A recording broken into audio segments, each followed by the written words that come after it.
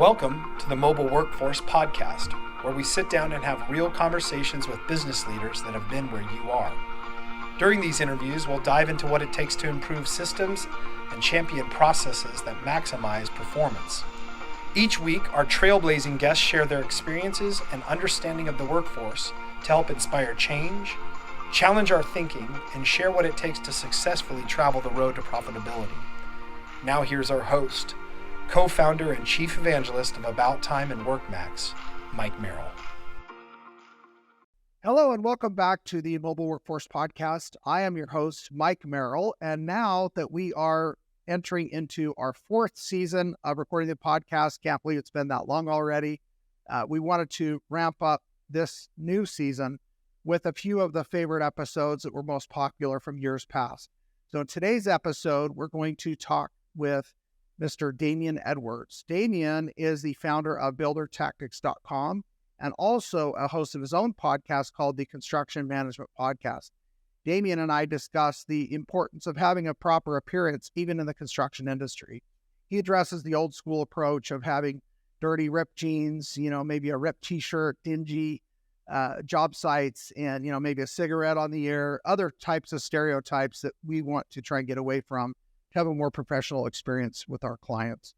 So throughout the episode, Damien provides insights on how construction managers can look and appear more professional that will also help them enhance the representation of our business to our customers. By doing so, again, we can help have a more positive impact on how our industry is now viewed. Before making the jump, I want to thank our sponsor, Foundation Software. Foundation Software simplifies construction operations with a comprehensive suite of different software tools, which include construction job costing and accounting, also project management, estimating, safety, mobile time apps, and construction-specific payroll services. With a singular focus on construction since 1985, Foundation continues to enhance its product offerings. Over the years, they've introduced a construction-specific payroll processing service, including trade-specific estimating solutions known as McCormick Systems and also Estimating Edge. They also have a collection of field-to-office apps called HQ Suite that includes both popular Safety HQ and Project HQ add-ons that integrate with Foundation, and most recently introduced WorkMax time tracking, in addition to its best-class product offerings. Foundation Software is known as an industry leader in training, ongoing support, and programs that help clients continue to educate and grow. They are a partner that's committed to helping contractors on the business side of construction. For more information, call 1-800-246-0800 or email at info@foundationsoft.com or click the link below in the episode description. Yeah, thanks for having me. I'm super excited to sit down and talk to you.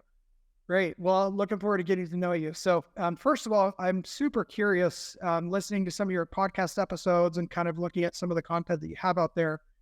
Tell me, what drives you to be an advocate for construction managers? So I've been in construction for over 20 years now. And the one thing that I know is that role, construction manager or superintendent, depending on how your company identifies that position, is so complex, right? You are a leader. You have to be super organized. You have to have managerial skills, technical skills, negotiating skills. You have to be a creative problem solver. And I feel like once I sat back a couple of years ago and I looked around and I was like, there needs to be two things. I felt like the position didn't get the kind of the respect that it deserved. And when I asked myself, why are construction managers not getting the respect for such a complex position? And it dawned on me that a lot of them weren't representing themselves in a way that really showed people the professionalism that comes from construction managers. So I kind of just started a quest to elevate the position, and really it starts with the construction managers themselves, and trying to help them kind of build that position to give it a little bit more status in the corporate world, because it's a very complex position. Yeah, you're in my background too. I have very similar background to you in residential and commercial construction, and boy, I think you hit the nail on the head. No pun intended. I think with the way people view themselves or the way that they're referred to, even casually or joking, I think that has an impact on how they're viewed by management and ownership. And I think it's a challenge. So I applaud you for your efforts in helping people to elevate how they carry and present themselves in their position. Yep. Yeah, I think it's important. I mean, construction managers are responsible, depending on the project you're working on, you could be responsible for 30, 40, $50 million. And showing up on the job site in a t-shirt and jorts does not represent the level of responsibility that you've got. So it's really, I think it's important. I've been a construction manager forever, and it's just important that I can do everything that I can to help my brothers and sisters out there represent themselves in a way that's just commensurate with the position that they've got. Yeah, that's wonderful. I know I always say I've said it for a long time, but in my business today, I help run a software company that sells to construction. So I haven't left the industry at all, and kind of like you, I'm trying to further the cause of helping others improve, learn from the challenges that I've had or that I've seen within work. And so I definitely applaud your efforts to try and raise the bar for others, because make no mistake, those guys in the field, they are running your business, even if you don't think they are. That's the truth. Yeah, for sure. They're the face of your company, whether you realize it or not.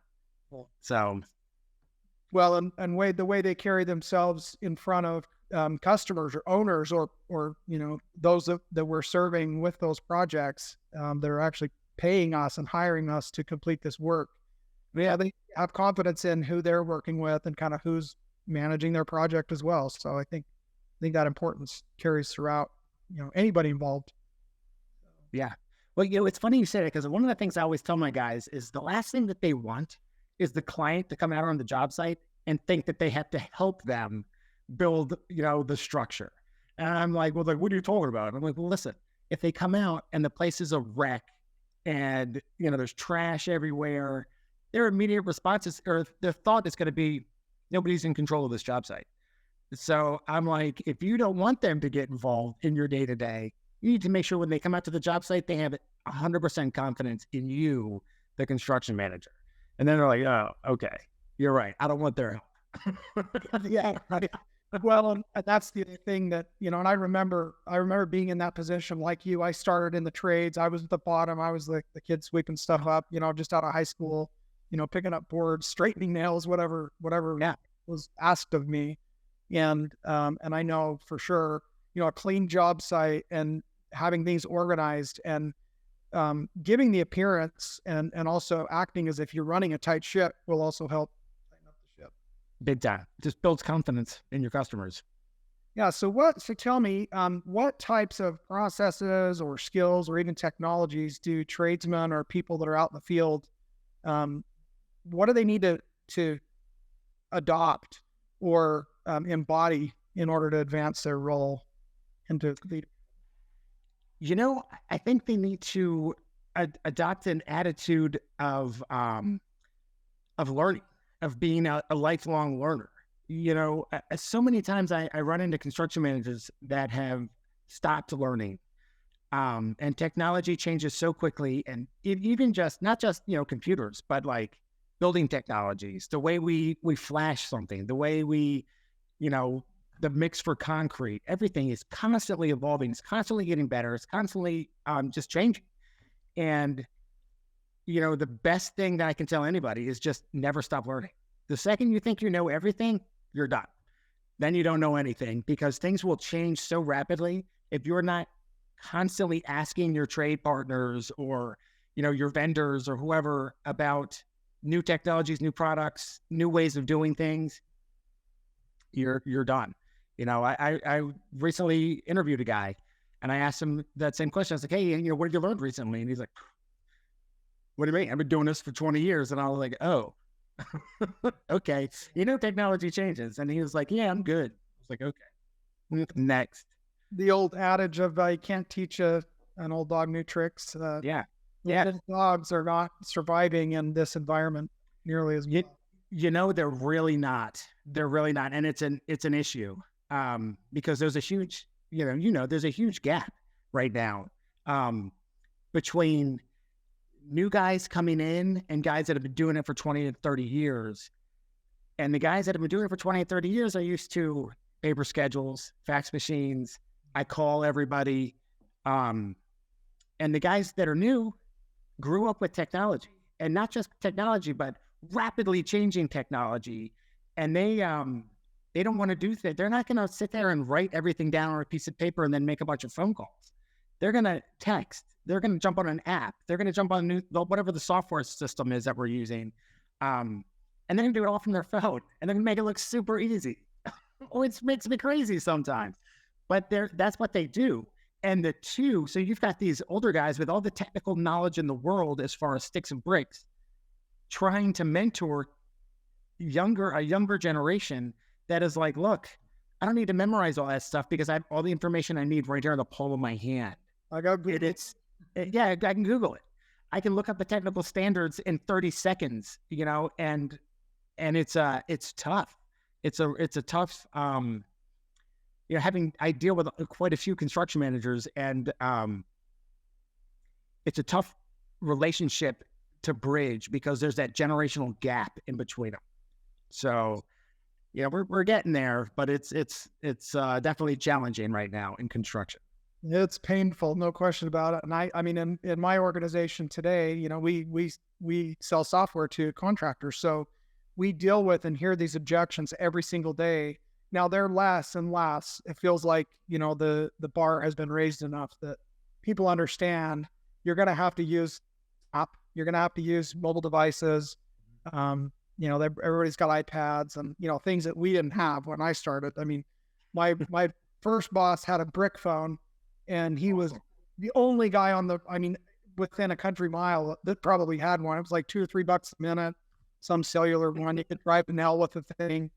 But nowadays, you can't throw a rock without hitting a 6-year-old kid with an iPhone. I know. Well, I was going to say, the great thing about those brick phones was they were great for throwing against the wall when you were super frustrated. Yeah. They would just bounce off the ground. You could pick it up and still use it. Yeah, it was a stress management tool. That's it. So the lots of changes, which, going back to something you said originally, it kind of a word was popping up in my mind. It almost sounds like you're saying field personnel need to kind of brand themselves and brand the organization in a way where it's not just, that logo has to shine through them, their interactions, how they behave, how they interact. What are you seeing people step up and do a better job of that? Well, I think that the guys that really do a good job of kind of self-branding. So there's two brands, right, that we represent when we're out there on the job. We represent ourselves and we represent the company that we work for. And it's super important to understand the company that you work for. Like what are their values? What's their goal? What are they trying to put out to the public? So if we can understand the brand that we work for, whether it's ourselves or whether it's another company, and strive to represent that brand. I'll give you an example. I always use Mercedes and Lexus as an example when I'm talking to construction managers, because I'm like, what do you think of when you think of Mercedes? And they're like, quality, German engineering. I'm like, great. What do you think about when you think of Lexus? And they're like, same thing, quality, thing never breaks. And I'm like, awesome.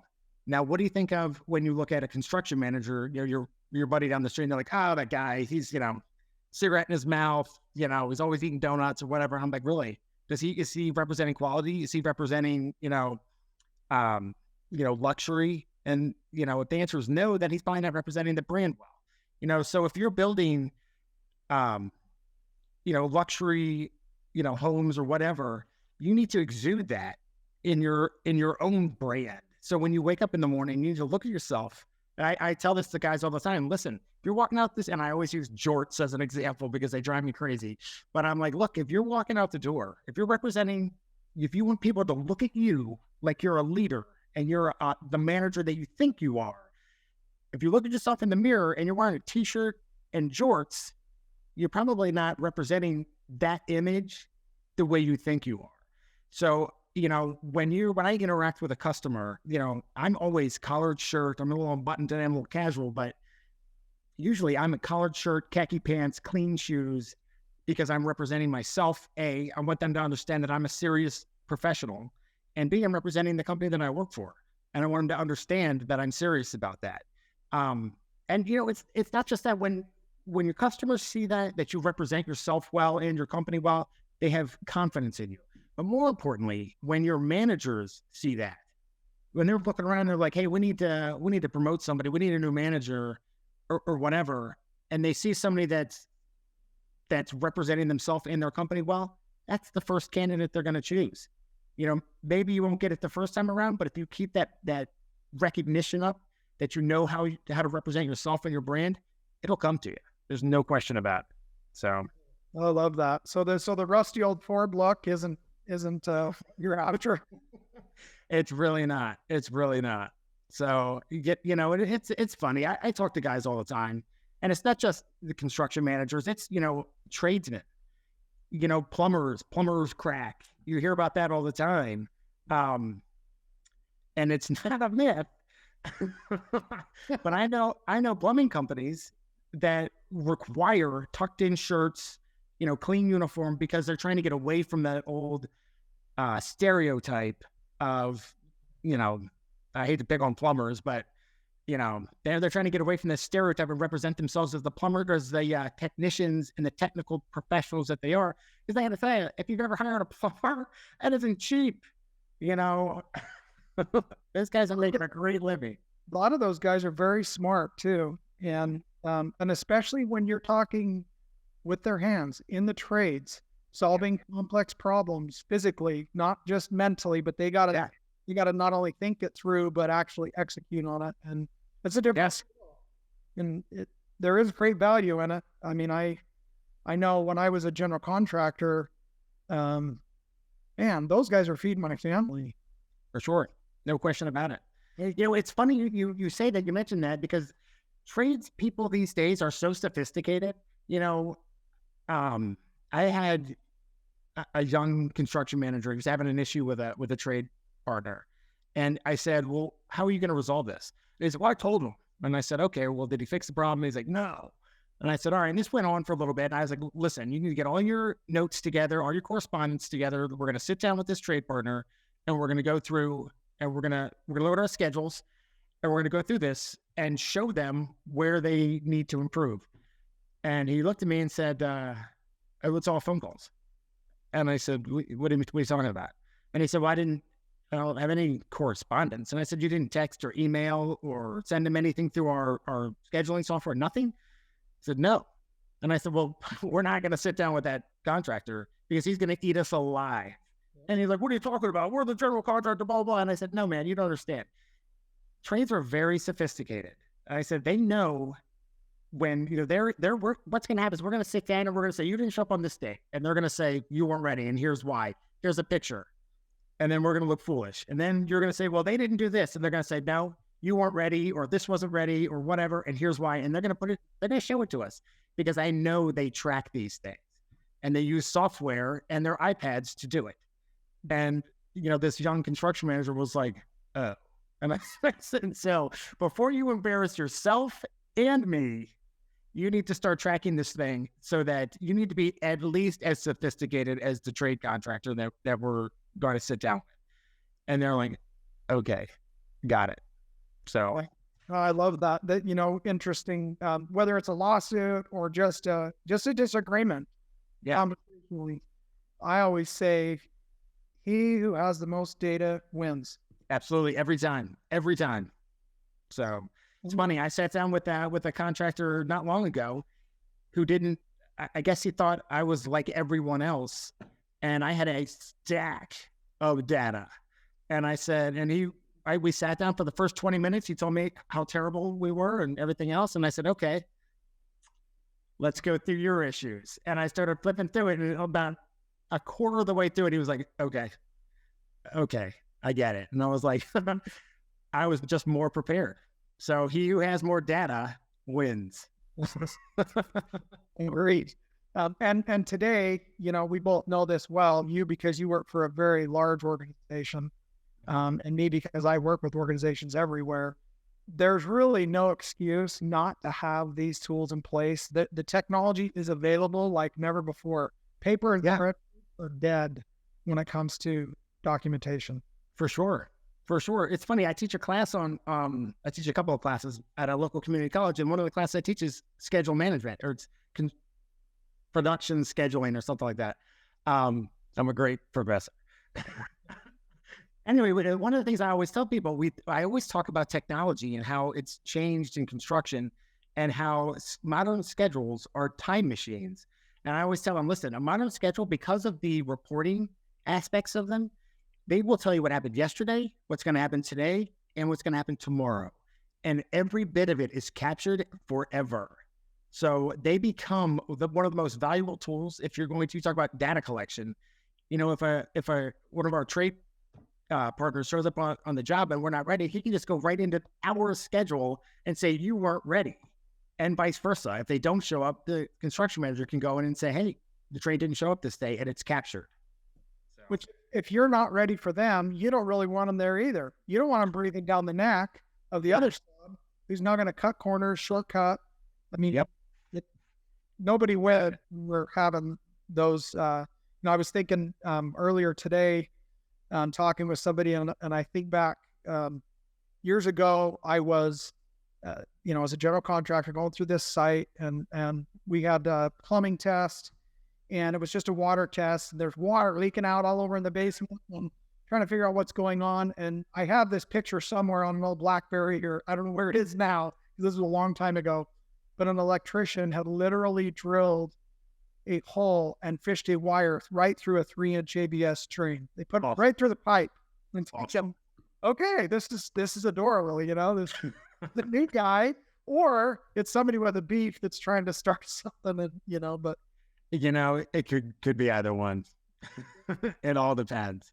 Lots of funny stories with those types of things, but really, again, I thought at the time, the electrician probably wanted to go first, but whatever the case, certainly the organization, the flow, just like you mentioned, the scheduling, there's really no excuse not to have a better handle on that. And I think the biggest thing, and something that I hope that our listeners will adopt and embrace further, if they haven't already, is getting those tools in place that can give them real-time, live field data, on-the-site visibility, the same version of the truth, right, which is the actual version that everybody has access to. And it sounds like you're used to utilizing tools like that also. Absolutely. It's funny. When I first started, I had a piece of paper with grid on it, and it was supposed to be a calendar. And we would write the days of the week and who was supposed to be and what line, and we would fax it. And that was what we did. And the weird thing is, I actually got into, I used to work for T-Mobile before I got into construction in like the late 98, 99, something like that. And when I got to construction, I was like, holy smokes, these guys are about 50 years behind the time. But construction has caught up. And I think in the past, I'd say 10, maybe not even 10 years, in the past 8 years, definitely, construction companies have caught up and are catching up in a big way. Because now I'm seeing everybody on the job site has an iPad. Everybody on the job site is using their iPhone. Although I do have one guy that still uses a flip phone. It always makes me laugh. But anyway, technology has definitely, I think, changed the way we build things, and it continues to change the way we build things, and is going to, I can't wait to see where we are in, 3, 4, 5, 10 years with construction technology, because it's amazing how quickly things are evolving. Yeah. And I think the other thing too, that I'm seeing is that it's not just the big guys anymore. The little guys have this stuff, the 10, 20, 30 man trades contractors. They've got all the tech, all the gear, just like you're saying. I'm seeing logoed vans and, nice logoed shirts, and like you said, tucked in. I mean, it is a different market out there today than, maybe 20, 30 years ago. I think one of the things that's driving that is the lack of qualified labor. I think people are realizing that. So, and I don't want to get on a soapbox, but for years and years and years, people have been told that if you don't get a college degree, you're never going to amount to anything. And it kind of diminished the tradesmen out there, tradespeople, I guess we'll say. But in the meantime, tradespeople run around making great living.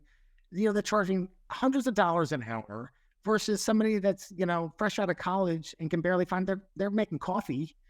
And I think what's happened is a lot of these trade companies have said, you know what?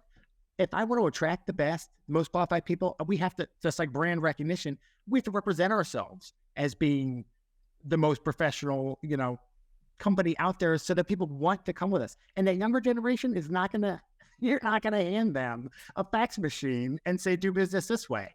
You've got to hand them the laptop, the iPad, the iPhone, or whatever. They need smart technology because that's what they know. That's what they're used to, and you can't go backwards with that. So. Yeah, telling that experience. I remember back, when we first came out with a product that worked on Palm Pilots to collect time and labor data instead of time cards and spreadsheets. Yeah. And I remember a contractor he was almost angry at me, he picks up the Palm Pilot. I'm at a trade show at a booth and, he holds it and he says, you will never see a day where field guys are going to have a device like this in their hand. You're absolutely crazy. Awesome. I said, I appreciate your perspective. I understand how you must feel that way. I said, but hide and watch, buddy, because this game's coming. And oh my God. And who knew that the iPad would even be invented back then? So, it's funny. I had years ago in 2005, I worked for a company. They were very forward thinking. And they give us all these Toshiba, it's like an iPad, but it was a Toshiba tablet, very expensive. And I remember I broke one on the job site. I leaned against a brick wall. I had it slung on my back and I broke it. And my manager was standing there. I was like, oh my God, I can't believe I broke this. And he goes, who cares? And he goes on this 15-minute rant about what a waste of time it is and how stupid it is. And I was like, and in the meantime, I was able to take pictures and write on it and send it to the trades right away. And he's like, I don't care if you broke it. Send it back to IT. Tell me you don't need that thing. And I was like, I do need this. And I broke it. And I don't want to tell anybody I broke it because it was super expensive. So, now I'm with my phone can do everything that tablet did, way faster and more efficiently. So it's crazy how technology has changed. Yeah, and I think again, where construction historically are certainly, as an industry, we're laggards in technology adoption. Mm-hmm. But I think that wave is coming and changes upon us, and people are coming out of school, even high school. I got a daughter in eighth, ninth grade, and they've got netbooks that are school issued. They're doing homework on it. They're checking their grades. I mean, she knows where she's at on her grades every day. Yeah, I remember being surprised, am I getting an A? Is it a plus? You didn't know until the end, and you only had 2 days to fix it. And so even on that level, our children are being taught and groomed to adopt and utilize and leverage technology like never before. Oh, yeah. It's funny. I have a daughter right now. She's learning to build. She's actually building robots in college. And the first time I saw a bulldozer operated without an operator, and the fork is going up, the bucket's going up and down. I remember standing there at first I thought it was out of control, like somebody had put it in gear and it was just going. And the operator is standing there with a control pad. And he's like, no, man, it's all GPS. I don't even have to be in that thing anymore. And I was standing there like, this is incredible. And that's when it hit me. I was like, construction is finally catching up. Yeah. So it's amazing. Blew me away. And then that kid's probably said, I told my mom that being good at Xbox would help me one day. She should have let me stay up all night every night. I was practicing for my profession. Yeah. So. Yeah, it's a different time. I know, and I used to operate equipment, skid steer, bobcat, backhoe, whatever. And today, looking at those machines with GPS and all the touch screens and idle time and fuel consumption and how many motions and movements of this bucket, how many scoops, all these things that you couldn't even care about before because there was really no way to collect the data and even manage it. Yeah. It's funny. I took my youngest out to a job site and I put him up in a bulldozer and had a touch screen. Everything's joysticks. And I said, what do you think about this, man? This thing's really cool, huh? Because my perspective was, I was thinking old school tractor from 20 years ago. His perspective, because he's young and all he knows is technology, he was like, yes, it's cool. And I'm like, that's a touch screen. And he's like, yeah, I can see that. And I was like, okay. And using that every single back. Yeah. So it's kind of funny. Yeah, but it is nice that finally construction is actually leveraging those tools and actually building things better, safer, quicker, more efficiently, greener, all the things that, everybody wants. Nobody wants to, you don't want gaps. Nobody's trying to intentionally build something poorly. Right. So it's a different time for sure. So yeah, absolutely. Now you just kind of looking at some of your background, I noticed you've written actually a book that's now released in an audio book. Builder Tactics, is that right? Builder Tactics, a practical guide to construction management. Yeah. So tell us a little bit about that. What kind of drove you to write a book? I mean, that's not an easy thing. You just have a epiphany one night. It was not an easy thing. So I wrote it because the one thing that I know for sure, so I owned my own. So I just give you some background real quick. So I'm the only member of my immediate family to graduate from college. And when I graduated, after I got out of the Navy, it took me about 10 years to graduate from college. And I always had this attitude that subliminally that not that I didn't deserve to graduate from college, but it was just something that we just didn't do. And once I graduated, I was 32, it dawned on me, you can do anything you want to do as long as you do it. The only thing that can stop you is yourself.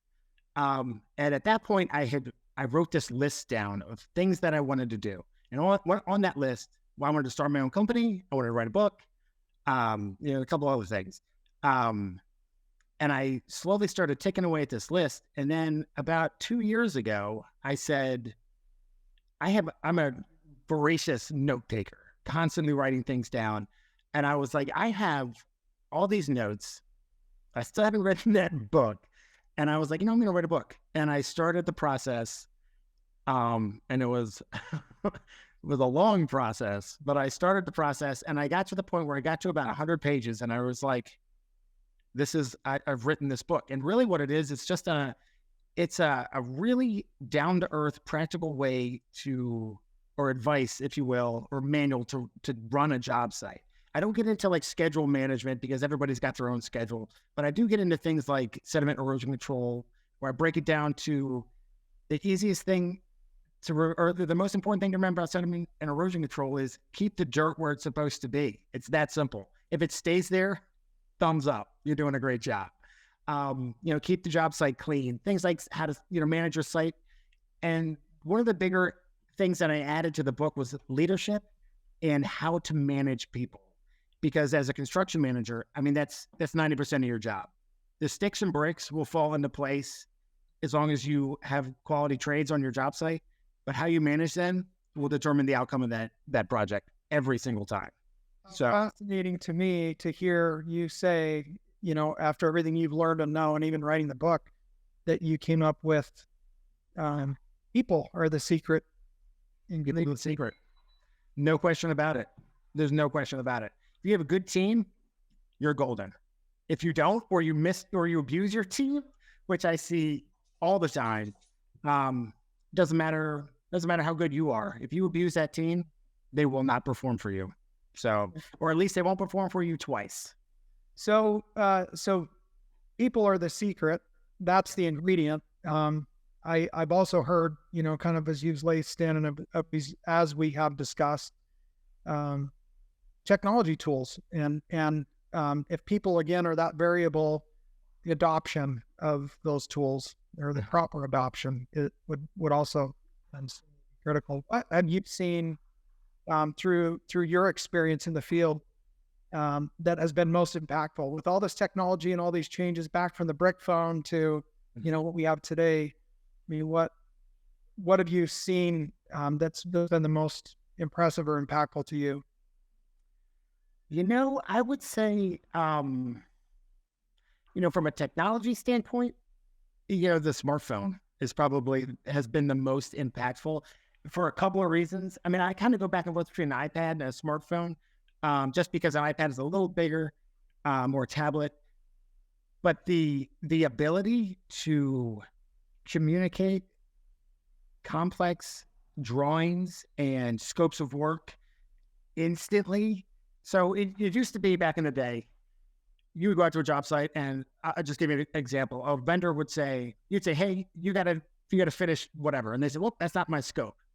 Oh, well, let's walk to the other side of the job site. We'll open up the filing cabinet. We'll pull your contract out. We'll find the scope and we'll verify it. Well, now it's like, oh, it's not, hold on. Oh, yeah, it is. It's right here. So or with drawings, hey, is this somebody's putting something together? Wait a second. I don't think that matches the detail. Oh, yeah, sure it does. Well, hold on, let me check. Oh, instant. Here's a picture of what it's supposed to look like. So the fact that we have information immediately available to us now has not only has it shaved a tremendous amount of time off of, our to-do list and just our production schedule, it's made building properly almost foolproof. I mean, you still have to be able to find the information, but it's like, boom, I've got the information. Here it is. We're done. You can send it to the person you're talking to. You can airdrop it to them. You can email it to them instantly. And information is no longer, or the availability of information is no longer a hurdle in construction, or really any industry at that point. But in construction, it was always something, well, let's go back and check the plans. I hope I have the right version of the plans, or let me call somebody to get the scope of work. We've eliminated all of that with technology, and it's in the palm of our hand. It's amazing. Yeah, that is incredible. And yeah, I mean, I would agree that the technology and the availability of mobile tools to manage that, Definitely. Live field data, real time, one single source of truth where everything, is collaborating and people have access to the same information. Yeah, and the most current information. Right. Yeah, that's nobody wants to redo something that they just finished, for sure. So even things like product specs, how something is supposed to be installed. I can't tell you how many times I've been on a job site. I'm like, God, are they doing that right? Let me just go to their website and I'll find out. Boom. Oh, here's a white paper on it. Yep, he's got it right. I'm going to tell him good job and go check on somebody else.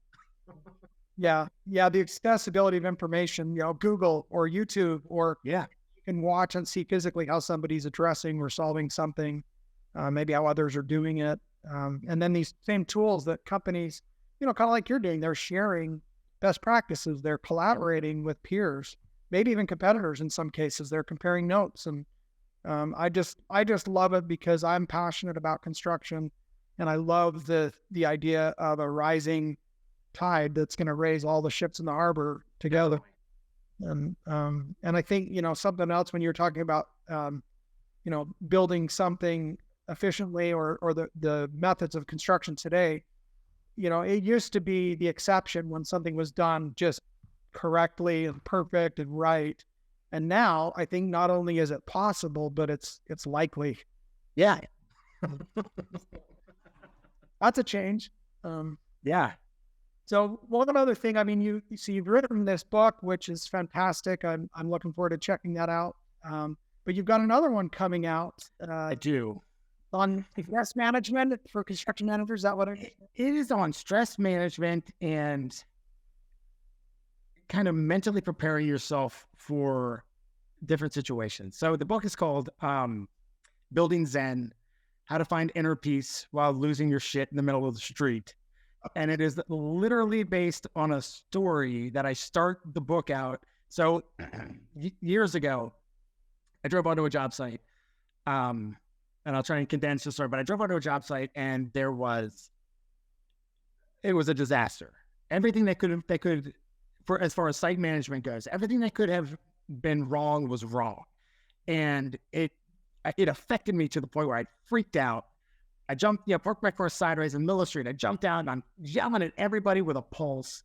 And at one point, there was all the mud and dirt in the street. And at one point, this forklift goes by and it catches a rock because all the mud, flings it through the air, hits my car, dents my car. I'm so upset about it. I punch my car, break my hand. I'm screaming at everybody. I jump back in my car. I speed off. And I'm sitting there and I'm like, what am I doing? And then I had this kind of epiphany and I was like, why am I so angry now? Because, years ago, I wouldn't have handled that situation like that, but now I am. And I started thinking about all the, what was changing.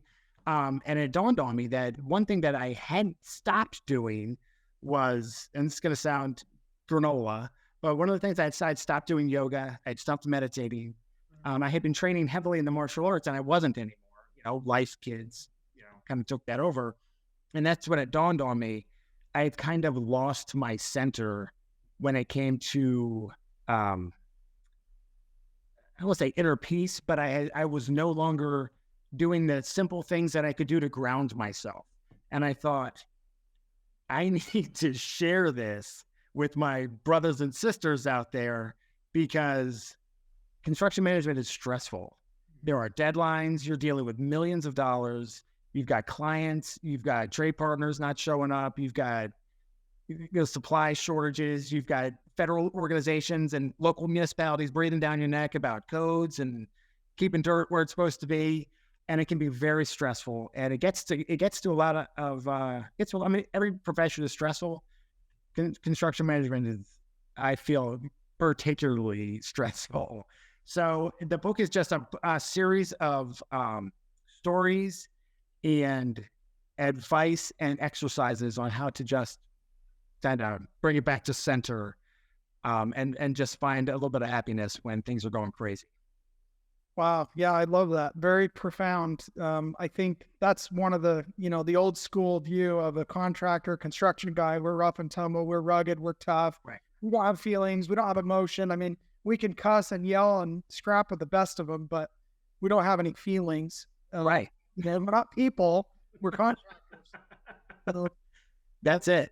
I love that you found a way to cut through that and get to the core of, each one of us. We're all people and everybody's generally trying to do a good job. People don't set out to try and perform poorly or build stuff incorrectly. Yeah, for sure. So, one of the other things the book touches on is listening. I'm sure you've been in meetings where you can tell if you just sit back and watch, you've got a bunch of people in the room talking at each other and they're not solving any problems. They're all just trying to find validation in their own ideas. So part of the book is, hey, you've got to solve complex problems. Sometimes you just need to shut up and listen and try and pick out the best ideas in the room and try and help everybody else, come to the same conclusion. So hopefully I'll sell more than one. My mom will buy one, so I'm good. Well, that's two. Hey, it's a start. It's a start. Trend. And I'll be totally honest with you. The book that I wrote, and money was never a goal. The goal, like I said in the beginning of this, the goal is to help other construction managers raise their game. So same with the second book. That the goal of the second book is to help other construction managers find some peace. A good balance, right? I think that balance is the term. So, and if I can do that, then I think it's a win-win. So that's my goal. That's the kind of the goal I set out for a couple of years ago, is to help elevate the position. And I've been on a mission to do it ever since. So great. Well, I love how you cap that off by saying, it's really about listening more and kind of, I gather, listening to understand, not to speak. Sometimes we got it on the tip of our tongue. We just can't wait to get those words out and trying to interrupt somebody before they finish their thought. We're not. Absolutely.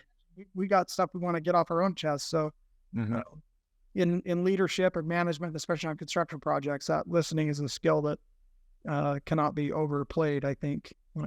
For sure. You nailed it. So Awesome. Well, I just to kind of wind down, I've enjoyed this conversation very much. me too. We, I'm sitting here thinking as we're talking, if you were to kind of look back and pick kind of one strength or kind of a superpower or secret sauce, something that you've really been able to lean on in your career, what is that, and what could you do to give others advice to try and enjoy that same epiphany? If I was going to give, I give this, there's two things that I always tell guys. The first one is don't ever say that you can't do something, whether it's a deadline or whether it's a personal goal or a professional goal. Don't ever say can't, because you can do it. You just have to find a way. The only thing stopping you is yourself. So never use the word. You can do it. It might be challenging. It might be really hard, but you can do it. And the other thing I always tell guys is to get involved in things. If you want to grow, you can't have tunnel vision on just what you're doing. So most companies and most, it doesn't even matter if it's professionally, it could be personally. If you get involved with things going on around you, you will grow personally and professionally every single time. And an example of that, the last time I had to write a resume, I included like philanthropic things that I was doing, ways I was volunteering my time. And when I went to the interview, they were like, we see all these things on here. Do you get paid for any of this? And I said, no, I just do it because it helps the community. It helps me personally. And, I'm helping other people. And it was because of that, I was able to get the last position that I got. And anytime you get involved with something outside your comfort zone, you grow and you learn. And if you're a lifelong learner, you can take that experience and you can apply it to what you're doing, what you are being paid professionally to do. And I've just always found that if you get involved with things outside of your scope, it will help you in ways that you can't even imagine, and you won't even realize that it's helping you. So it just helps you grow personally and professionally. So I'd say get involved with something. Fantastic. Oh, what a great way to end. Thank you so much. It's been a very enjoyable conversation. Yeah, Mike, it's been awesome. It's been awesome sitting here talking to you for sure. Hopefully we can have an opportunity to do it again in the future. Yeah, when you come on my show. Thank you for joining us today on the Mobile Workforce Podcast, sponsored by About Time Technologies and WorkMax. If you liked the conversation we had today, or were able to learn anything new or helpful, please make sure to follow us on our WorkMax page on LinkedIn and on Instagram at WorkMax_. And subscribe to the show on iTunes or your preferred podcast platform so you will never miss another insightful episode.